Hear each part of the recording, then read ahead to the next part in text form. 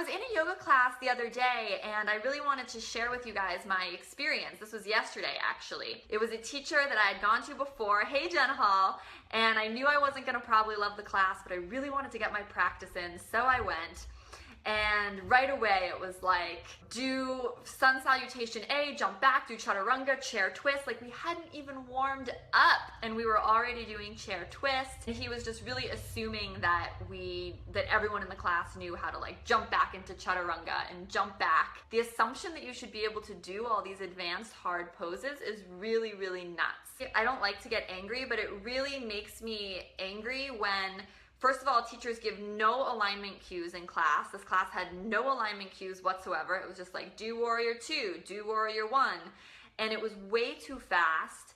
And again, it was instructing very advanced things. Like we didn't even do a cobra before he was just like, jump back, chaturanga, blah, blah, blah. And this wasn't an ashtanga class. This was an all levels class. And it made me, you say that's typical. I know, and it's really sad, Mester, that is typical and that is the state of yoga in America today. And it really saddened me and so discouraging to new students, totally. Mary, I think that's you. But so encouraging at the same time because it made me, have so much appreciation for what we're cultivating together in our community. And if you're not part of my community, yogahackscommunity.com is the free Facebook group that you can join, and that's how you used to feel in class, totally lost, right? I was an instructor in his class and I didn't feel totally lost, but I felt totally angry because I was like, more people are probably getting injured in this class or feeling bad about themselves than are being helped in any capacity whatsoever. And I made notes as well as bringing tea to this chat with you guys, and throw any questions in the chat or things you want to talk about as well. I wanted to give you guys 3 tips if you end up in a class like this.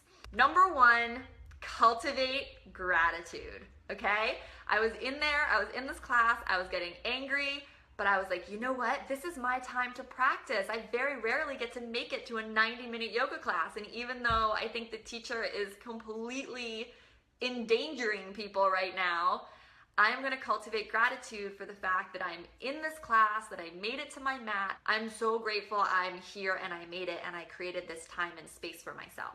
So that's the first thing to do, right? Because in any situation, like yoga is teaching us that everyone is our teacher. Every circumstance, every teacher who crosses our path, it's all teaching us something valuable. Tip number 2 is to start modifying like crazy, because this person's gonna be like going way too fast, right? Yeah, so after you find the positive, I'm grateful I'm on my mat, you then protect yourself from the craziness of the class, and you just claim injury. Just claim injury. Just start modifying and doing your own thing and not going as fast as they're instructing. The teacher asks you any questions, just be like, I'm working with some injuries, I'm just kind of doing my own thing, I hope that's okay. Okay, so pleading injury is like a great solution to like not offending the teacher and still getting to personalize and do your own practice. 3 is at the end of the class to thank the teacher. Even if you think that they're borderline harming people, it's always good to thank your yoga teacher, no matter whether you like the class or not, because yoga teachers don't earn a lot of money and they don't really get a lot of appreciation a lot of the time. And so even if you didn't like the class, it is still, and I still force myself always to thank the teacher no matter what class I go to, no matter what the situation is, because the reality is that they're not getting paid very much. They took time out of their day to share what they think is right, and it's important to thank them for that. So even in situations, that's like sort of cultivating the opposite that we talk about a lot. Another really interesting thing that happened in this class I went to yesterday that I think especially for uplifted people, you'll find this really interesting. Again, I was highly modifying my practice, so I stayed in pigeon way longer than I was supposed to, right? I stayed in pigeon like extended. One of my big tips, and I think I gave this in, I don't know if it was in the Secret Yoga Secrets course, so I know I've given this tip in uplifted members and maybe on YouTube too, but it's that a great way to enhance your practice is to touch yourself, right? Like if something's feeling tight, to touch yourself. If your quad is feeling tight, to run your hand up and down the quad. This ties into myofascial release and like feeling is healing and all that good stuff. When I was in my pigeon, I stayed there for a little bit of extra time and I started really like feeling into my hip, like giving myself some good juicy self-adjust, like digging in. And it felt amazing. And it was so interesting because this teacher actually came over and he was like, oh my gosh, what's wrong? What did you pull? What did you injure? And it was really fascinating to me because he immediately default assumed that because I was touching myself that I had pulled something or that something was wrong. But I just thought, like, how interesting, right? Like, how interesting that, I don't know if like it's just our US or Western or yoga as it is right now mentality thinks that if you are touching yourself in class, it's because something's wrong. Because that's not true at all. My pigeon felt amazing and I was just like digging into it with my hand and like enjoying the feeling of giving myself a self-adjust. But in the teacher's mind and everyone else's mind, it was like I was suffering or had an injury. It's really good to touch yourself and adjust yourself during class, and it's just funny that the default assumption is that people think something's wrong. And we're gonna dive into all of this really deep in yoga teacher training, especially like as a teacher, how to approach someone who is yeah, you would have thought you had major issues, yeah.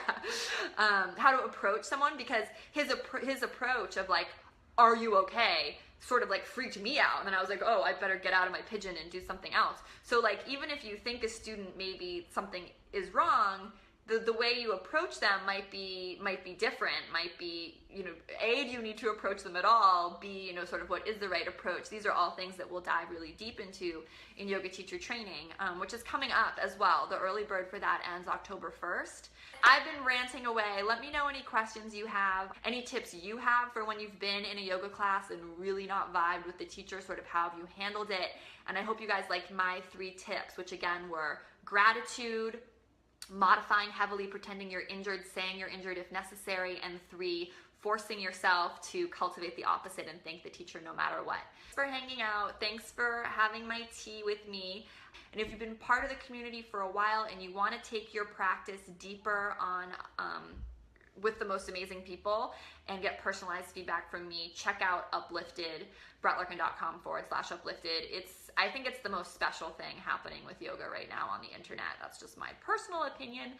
Obviously, I'm very biased, and it's because of all of you who are in it and part of the community and make it as amazing as it is. So kudos to you guys. Okay, have a great night, and I'll talk to you all soon. Bye.